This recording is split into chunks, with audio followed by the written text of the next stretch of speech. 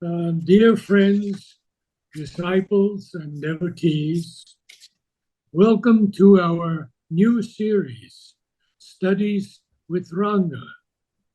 This is a continuation of a series begun long ago, but now on Zoom. All are welcome. Our meeting ID is 886-7948-5876. And we begin each Wednesday with the Life Divine, each Thursday, the Synthesis of Yoga, Friday, Savitri, and Saturdays, Essays on the Gita. Welcome, Ranga. Okay. To the beginning of this wonderful new series. Okay. And we are beginning today with chapter 4, the divine and the undivine. I have been looking at that, Narad, and I decided that there are 28 pages in the divine and the undivine, and we had almost finished it. So, and all those recordings are there. So, what I will do today, if we have to redo again, we'll need nearly 20 days. It will take months, yes. Yeah, so what I'll do, I will summarize the whole chapter and we'll go on to the next chapter. Excellent, excellent. So let us begin. Yeah. Okay, so the chapter, the divine and the undivine. The moment you speak of divine and undivine, there is a problem, because our starting point has been that the Advaita philosophy, we are leaning on and we are basing ourselves on the Advaita philosophy. There is only one final supreme reality. So, as I was saying, I am summarizing the whole chapter of life and the divine and the undivine. And then we will start the next chapter, because if we have to redo, it will take 20 days. So, that's too much. So, correct. So, the divine and the undivine. On the one hand, we are saying that there is only the divine and everything is divine. Okay? There is nothing but the divine. That's a Advaita philosophy. Then how can you speak of the undivine? So, there is a problem. So, we have to understand what this problem is all about. So, there is a contradiction and we have to understand the contradiction. Now, when the divine wants to manifest himself, okay, in the physical world, it is necessarily a manifestation implies form, and form implies limitation. So, when the limitation starts for the manifestation, there is a gradation of consciousness, there is a gradation of substance, Sat, Chit, Shakti, Ananda. All of them are getting diminished. Okay? So, the highest consciousness becomes the unconsciousness at the bottom. Ananda becomes the opposite of itself, it becomes pain and suffering. And consciousness becomes unconsciousness, power becomes incapacity. So, there is then, we can speak about an undivine element. Okay? But behind these imperfections and limitations, there is the divine itself hiding behind the forms. Okay? So, the first thing is, you must remember, there is a gradation from the highest to the lowest. This gradation, there are different planes of consciousness.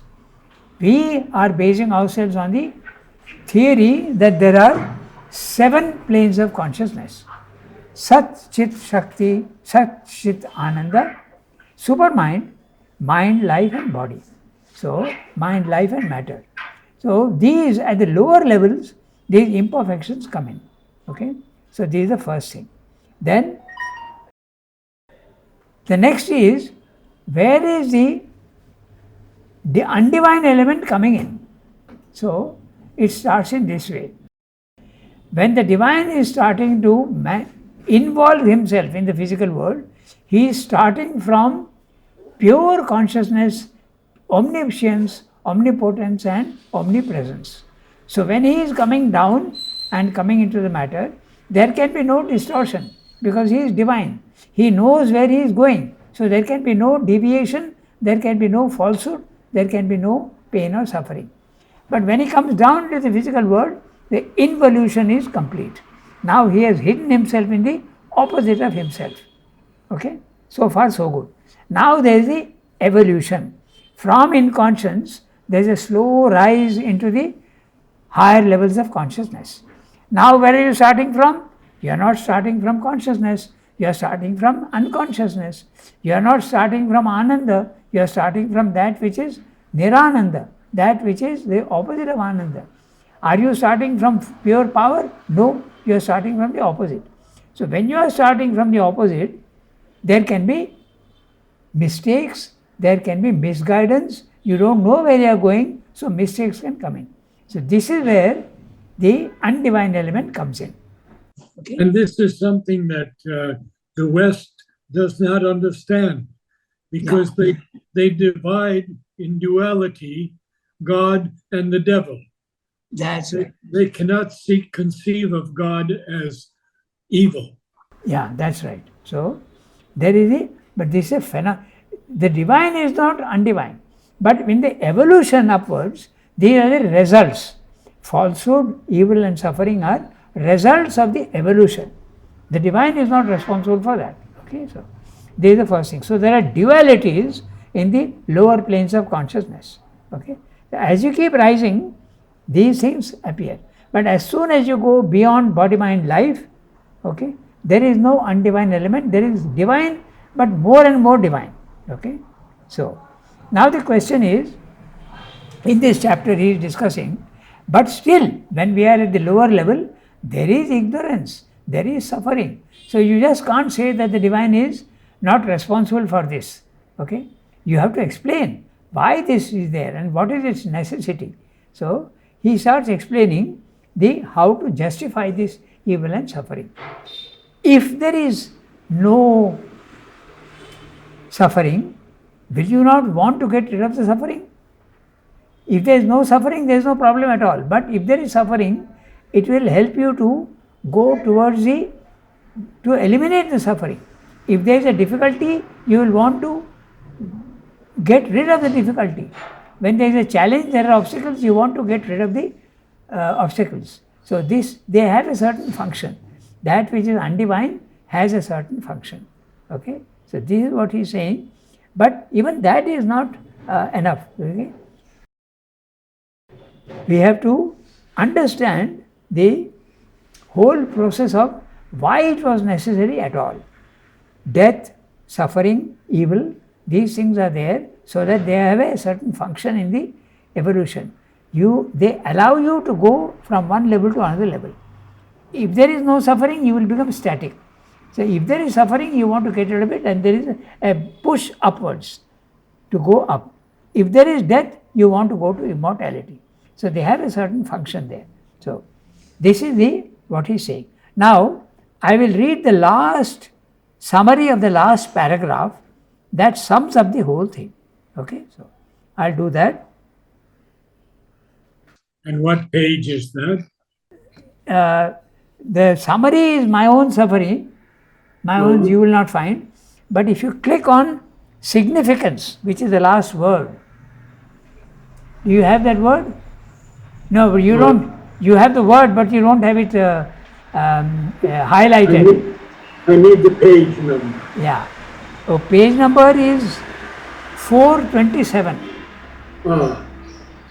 So if you go to 427, the last word is significance. Okay.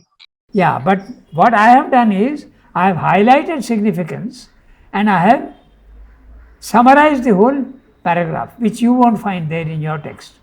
So if you want to find that, you will have to take the my version of Life Divine and load it onto your computer. So I am reading out the summary of what he is saying that ends the chapter. Okay. Now I am reading the summary which gives you the justification for the existence of the undivine elements everywhere. You won't find this in your, so you have to just listen. The manifestation of spirit into matter as we see it in our universe, resulting in suffering and misery and imperfection, would not be justifiable if imposed on an unwilling creature. Okay? Then you can accuse God of being cruel. But the whole thing is that you yourself, you are divine essentially, and you yourself have agreed to this manifestation and imposing suffering and misery and imperfection on yourself. It's an adventure. Okay? So, this is what he's saying. So, if the embodied spirit itself has sanctioned the undivine elements, it is quite another matter. Okay? Since nothing can be done by nature, Prakriti, unless Purusha sanctions and permits it, it is evident that the individual soul who undergoes all the suffering and imperfection has himself willed it. So, you yourself have invited the suffering on yourself so that you can conquer and go beyond it. That's a justification. The divine spirit and the individual soul have ascended to this plunge into the inconscient.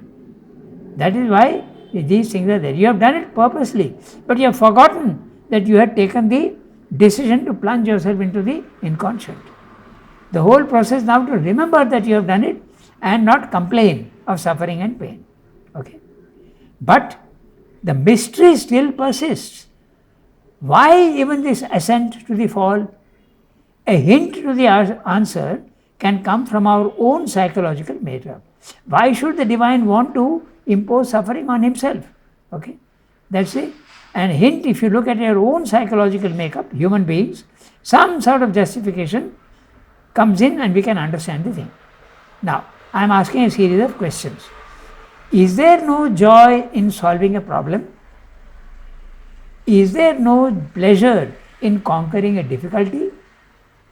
Does victory over great obstacles not give satisfaction?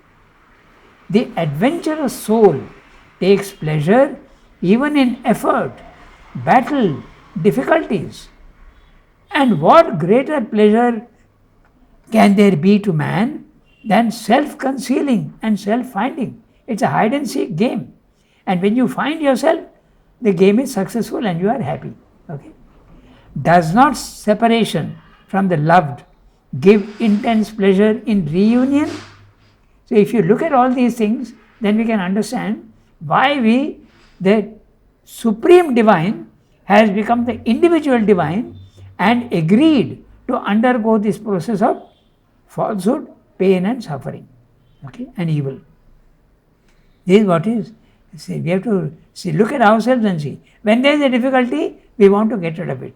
When there is a Mount Everest, we want to climb it. Okay? When there is the moon, we want to go to it. However difficult it is.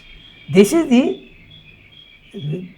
relation between the Supreme Soul and the individual soul having imposed on himself this suffering so that he can climb up to where he came from. It's a Leela of the divine. Now, since delight of existence creates the world, then delight of self-discovery also may be seen as at least one reason for the manifestation. Self-delight has created the world, and delight of self-discovery. You discover who you are. You are not a body-mind life. You are divine. And when you discover that, then the justification of evil, falsehood and suffering becomes understandable. Okay? The profound significance is surely in self-seeking and self-finding, even in the contraries of oneself. This is the summary of the whole paragraph. So, that undivine is there, not imposed on you. It is that you yourself have agreed to it, and it's an adventure that you are undergoing. Unfortunately, all human beings forget that they have taken the decision at the highest level. When the individual soul is one with the divine, you agree to the adventure of finding yourself. But when you come down, you have forgotten that decision. And that's why the undivine elements are there and you complain. But without complaining, if you make an effort to get rid of it, ultimately when you get out of the difficulties, Then you realize what was the purpose of the undivine planes of consciousness. This is what he said in the paragraph. So the question then arises, what about those who do not wish to take the challenge? Okay, but a time will come when they will accept the challenge. That's the whole point. No? Because everybody is evolving. No? We are evolving first from a worm or even a unicellular creature to a worm, and from the worm to a smaller animal, a cat and a dog, and finally a human being. And then even the human being complains of the suffering and pain and evil, but a time will come when he will make the effort and go beyond and become a yogi. And the yogi also will go beyond himself and become the Superman. This is the adventure. So, you are going from the lowest to the highest. We are complaining at the lowest, but without complaining, if you make the effort, you will be rewarded. There will be no suffering, no evil, and no undivine element in you. Then you will see that what seemed to be undivine is actually only a surface phenomenon. There is something behind the surface phenomenon, the divine is there guiding you. It's an adventure of consciousness. So what about those who say that the dark forces are currently very powerful in the world, the Asura, the Rakshasa, etc.? That's right. So, this also we can explain in a certain sense. Whenever there is a stable situation, okay, suppose in society we have a certain set of rules and it's working very fine. Now, you find at one time that these rules are outdated and you want to introduce new rules. The moment you introduce even a small new rule, there is a resistance. This you will see everywhere, in every society, in every organization. When new rules are insisted on, there will be a resistance and there will be protests. So, this violence that we see in the physical world today is nothing but the protest of the past, insisting that the past should continue. And the future, it's a battle between the past and the future. Ultimately, the future will win. Okay? So, all this violence and turmoil that we see is only the reaction of the new rules being imposed on the old rules. That's the thing. It is something that is bound to happen. Okay, so we have to see it in the positive aspect. So actually, instead of being depressed about all the horrible conditions in the physical world today, we should understand that, there is a resistance of the old. They don't want to die. But ultimately, the future will win and the past will be surpassed. This is the thing. So, now we can start today the next chapter. Okay, so it is the Chapter 5. Yeah, chapter 5, the cosmic illusion, mind, dream, and hallucination. Okay. Now, I am warning you, this is quite a difficult paragraph. In fact, all these paragraphs that will come now, and the chapters also, they are quite difficult to understand. But we will try our best to explain. We can go into details also. Those who are there are two types of people. There is one who wants to understand the Srim's language and details they want to go into. The other don't want details, they just want to know what the theory is. Okay, I have met these type of things. Oh, don't give me all these arguments, just tell me what is the truth. So there are two types of people. Okay, so we will try and satisfy both. All right. So I am reading the quotations now from the chapter. The cosmic illusion, mind, dream, and hallucination. Thou who hast come to this transient and unhappy world, turn to me. From the Gita. Okay. Anityam asukam lokam imam prapya bhajasva mam. That's the Sanskrit quote from the Gita. Okay, so this self, the next one, I am reading the next one. This self is a self of knowledge, an inner light in the heart. He is a conscious being, common to all the states of being, and moves in both worlds. He becomes a dream self and passes beyond this world and its forms of death. There are two planes of this conscious being, this and the other worlds. A third state is a place of joining, a state of dream, and when he stands in this place of their joining, he sees both planes of his existence, this world and the other world. When he sleeps, he takes the substance of this world in which all is and himself undoes, and himself builds by his own illumination his own light. When this conscious being sleeps, he becomes luminous with his self-light.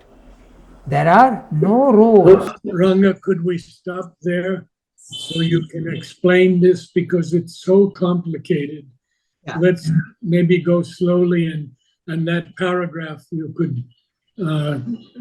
What I thought was I'll finish all the quotations and then we'll take it up. Okay, very good. So, there are no roads, no chariots, no joys, no pleasures, no tanks, nor ponds, nor rivers, but he creates them by his own light, for he is the maker. By sleep, he casts off his body, and unsleeping sees those that sleep. He preserves by his life breath his lower nest and goes forth, immortal, from his nest. Immortal, he goes where he wills, the golden Purusha, the solitary swan. They say the country of waking only is his, for the things which he sees when awake, these only he sees when asleep. But there he is his own self-light. From the Brihadaranyaka Upanishad. It's a very big Upanishad. So, now the next quotation is from the Prashna Upanishad. What is seen and what is not seen, what is experienced and what is not experienced, what is and what is not, all it sees. It is all and sees. Okay. So now, these quotations we'll go through and we'll try to explain part of it, okay, so that we understand the quotation, because it's relevant to the subject we are dealing with, the cosmic illusion. I am reading each sentence of the second quote. This self is a self of knowledge. So, what is this self? The Brahmic consciousness. Okay, when you are identified with your body, mind, life, you are in ignorance. So, when you are able to, by any method of yoga, you go beyond and come out of your body, mind, life, you are in the self. Okay, you can call it the Brahmic consciousness, you can call it the Atman, you can call it the self. You can call it also, in Buddhist language they call it Nirvana. Okay, Nirvana, the reality of the physical world is blown out. Okay, like a candle is snuffed out. Okay, exactly in the same way, the reality of the world is blown out. That's why Nirvana. Okay, this is what he is speaking about. This self is a self of knowledge, an inner light in the heart. He is a conscious being, common to all the states of being, and moves in both worlds. Okay. Now, the divine is there in all the states of being. We have said just now that there are 7 states of being. We are following the Vedic pattern. So, 7 states of being, and the self, the Brahman, is there everywhere in all of them together. Okay.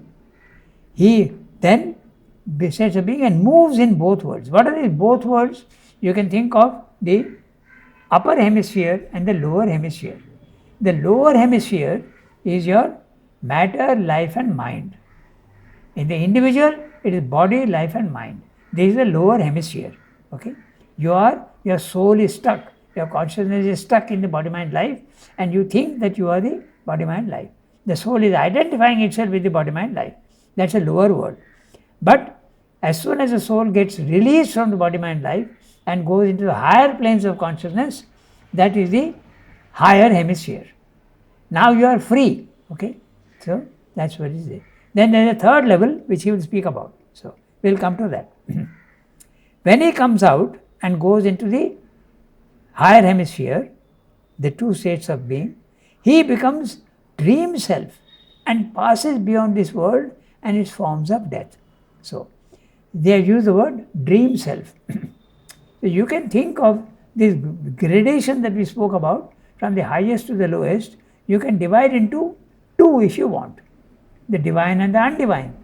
But you can divide into three also if you want. At the lowest level is the material world, okay, the universe. That's the first level. The second level is, so when you are in the universe, you are sleeping. You seem to be awake. You feel that you are awake, but spiritually you are sleeping. So that's the first level. That's why it's called the Jagrat, the waking self. Okay. So then when you go to the next level, it becomes the dream self. Okay, because it's a subtle world. Dreams are subtle. So, and the third world is a causal world. So there you can explain this in many ways. Okay. So the first world is the material world, the world of gross matter, if you want. Then the second world, in which you can go when your soul goes out in sleep, okay, is the dream world. It is subtle. It is subtle world. And then there is a causal world. So these three planes you can describe in many ways. I can say gross world, I can say subtle world, I can say causal world. Okay. So the Sanskrit terms you can also describe as Virat, the lower world. Then the Hiranyagarbha, which is the middle world, the subtle world. And the causal world is Prajna, wisdom. Okay. So, or you can say in words which we can understand, the Jagrat, which is the waking self. The waking self actually is, as I said, is a field of ignorance. You feel you are awake, but you are actually spiritually sleeping. Then when you dream, your being has come out of the body-mind life and it goes into the subtle body, and that's a dream self. Then when you go to the highest level, it's a sleep, deep sleep state, because actually that deep sleep is the real awakening, spiritual awakening. But because you don't know what it is and you don't know what it is, it's called a deep sleep.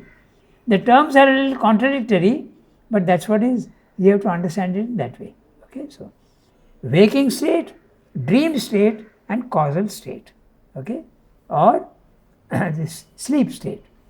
That's what is meant by the dream self. So when you go to the dream self, you are in the self, you are in the nirvana consciousness, and you have gone beyond this world. This world is the physical world and its forms of death. In the physical world, everything is subject to death because everything is transient. Now you go to the next quote. There are two planes of this conscious being, this and the other worlds. So this I explained, this is the lower hemisphere and the other worlds are the higher hemisphere. In a very general broad way we can speak of them in that way. Then there is a third state, is a place of joining, the state of dream, and where he stands in this place of joining, he sees both planes of his existence, this world and the other world. So now I'll put this in another way. Level 1 is when you are identified with your body-mind life. You are in ignorance, you see the many and you think that that's a reality. Then when you go to the level 2, the spiritual planes of consciousness, which Srimdo describes as higher mind, element mind, intuitive mind and overmind. Okay, this is the spiritual planes of consciousness. You are outside your body-mind life and this is, you are in knowledge. You are not in ignorance anymore. But still there is a difference between the lower and the higher. They are not one. Then there is a third level which is the supermind. And the third level, when you are in the supermind, everything falls into place, you understand everything and there is a sense of continuity. You see the whole thing. Okay, that's the joining. Okay, so now you can see what he is saying. There are two planes of this conscious being, this and the other worlds. This you can say lower hemisphere and higher hemisphere. A third state of their place is the joining, the state of dream, when he stands in this place of their joining. This joining is the supermind or the supramental or the gnosis. These are the words that Srila uses. Okay. The gnosis, the supermind, is that link world which joins the highest to the lowest. The supermind is not the highest plane of consciousness. Remember, it is only the link world. When you go there, you are able to connect with your body-mind life meaningfully. When you are in your body-mind life in the lower level, you are connecting with your body-mind life not meaningfully, ignorantly. When you go to the level 2, you are cut off from the body-mind life. There is no connection between level 1 and level 2. You feel yourself to be outside. But when you go to the third level, now you can come down into the body-mind life, but fully conscious, and you can utilize and even transform your body-mind life. Okay. In the level 2, you can transform your mind, you can transform your vital to a certain extent. The yogis can do that. Mostly is the mind, but even the vital can be transformed to a certain extent. But the body remains untransformed at level 2. When you go to the supermind and remain there permanently, then the body also can be transformed. That will be the condition of the superman or the supramental race. Okay. So the joining is exactly that. The highest and the lowest are joined. That's a supermind. There are two planes of this concept. And when he stands in this place of their joining in the supermind, he sees both planes of his existence, this world and the other worlds. So there is a connection between the lower hemisphere and the higher hemisphere. You see that they are not different, that they are actually a continuation and a gradation. Because when you are in the level 2, there is a dichotomy. There is the lower world which is full of movement and ignorance and suffering and pain, but in your own consciousness you are not. You are in knowledge. So there is a difference between the two. There is no connection between the two. But when you go to the third level, the connection is established. You see that it's all a gradation. Consciousness is going into several levels and becoming unconsciousness. You see Ananda reducing itself and diminishing itself and becoming pain, pleasure and suffering. So you understand that there is a whole meaning to manifestation. Okay. So he sees both planes of existence, this world and the other world. I am going to the next sentence. When he sleeps, he takes the substance of this world in which all is and himself undoes and himself builds by his own illumination, his own light. Okay? Take out. When he sleeps, okay? When he sleeps means when the normal human being is sleeping and your consciousness has gone out. Normally it is because of trance, okay, samadhi that happens. So actually when the body is sleeping, the soul is awake. Okay. So when he is awake, okay, he takes the substance of this world in which all is and himself undoes and himself builds by his own illumination, his own light. So when you are in the higher planes of consciousness, you can create your own world and your own. So that's what is being said. That's how the divine creates the world. We can't create a world because we are in the lower planes. But when you are in the sleep state, that means in the awakened spiritual state, you can create your own world. Okay, that's what is being meant. Okay. When he sleeps, actually the word sleep is relating to your body-mind life. The soul is not sleeping, the soul is awake. Why do they use the word sleep? Because normally when the human consciousness goes out of the body-mind life, the body falls asleep. It's in trance. We are not aware of the physical world. That's why they use the word sleep. He takes the substance of this world, the physical world, in which all is and himself undoes and himself builds by his own illumination, his own light. What does he undo? He undoes his limitations of body-mind life and he builds himself in his own illumination. Everything becomes light and divine. The undivine part is undone and the divine part is done, is built by himself. Now, when this conscious being sleeps, he becomes luminous with the self-light. The same thing, when this conscious being sleeps means the physical body-mind life sleeps, the soul is absolutely awake. It goes up, becomes luminous with self-light. Now, the description of the higher planes of consciousness. The higher planes of consciousness are oneness, okay, harmony, oneness. So, there are no diversities there. There is no multiplicity in those worlds. That is being expressed in this manner. There are no roads, no chariots, no joys, no pleasures, no tanks, nor ponds, nor rivers. There is no multiplicity there. But he creates them by his own light, for he is the maker. So when you are in that level of consciousness, you have the power to create. That's what the divine is doing. Okay. By sleep, he casts off his body, and unsleeping sees those that sleep. So this we have to understand this. By sleep means the body, mind, life is sleeping, the soul is awake, and when the soul is awake, he casts off his body. The identification with the body ceases, and unsleeping, now he is fully awake, sees those that sleep. He is seeing the physical world in which all the ignorant people are moving about. That's what is meant. He preserves by his life breath this lower nest and goes forth immortal from his nest. Now he is bringing in the word nest because the soul is often pictured as a swan. Okay, so that's why the nest. The physical world is a nest. Okay, so he goes out from there. He preserves by his life breath this lower nest and goes forth immortal from his nest.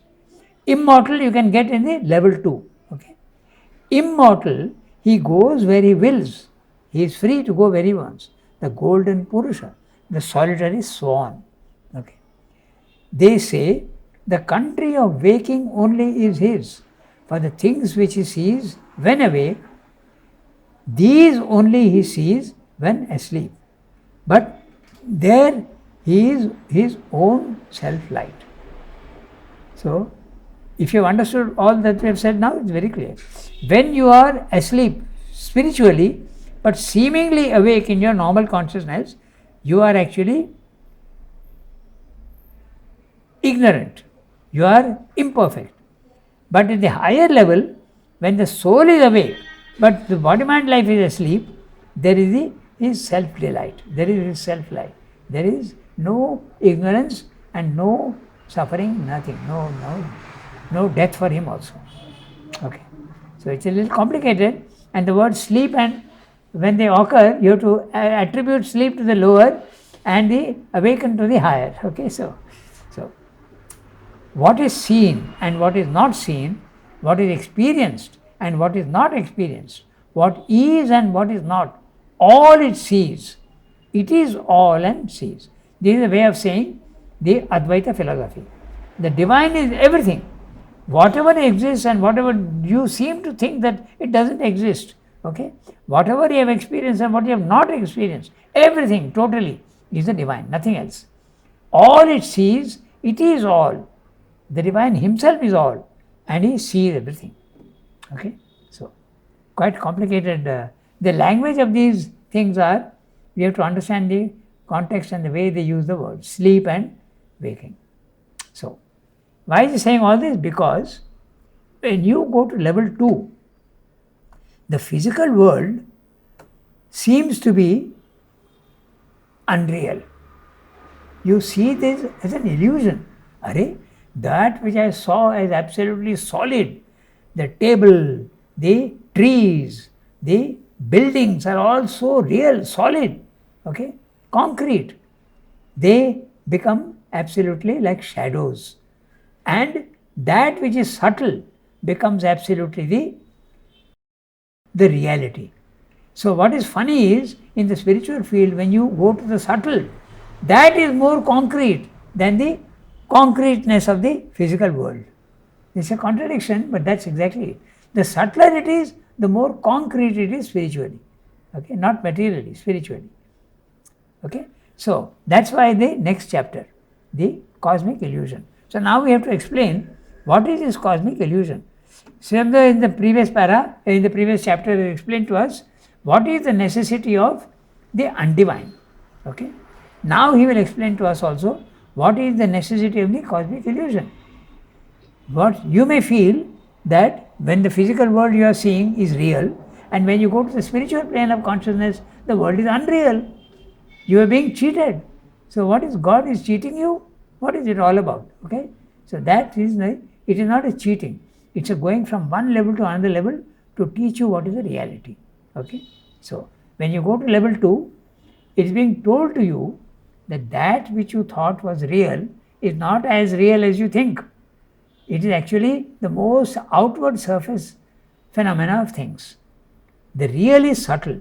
The gross which is there is passing. It is temporary. It is transient. It is there today, tomorrow it won't be there. So it's not real. The real is eternally true, eternally existing.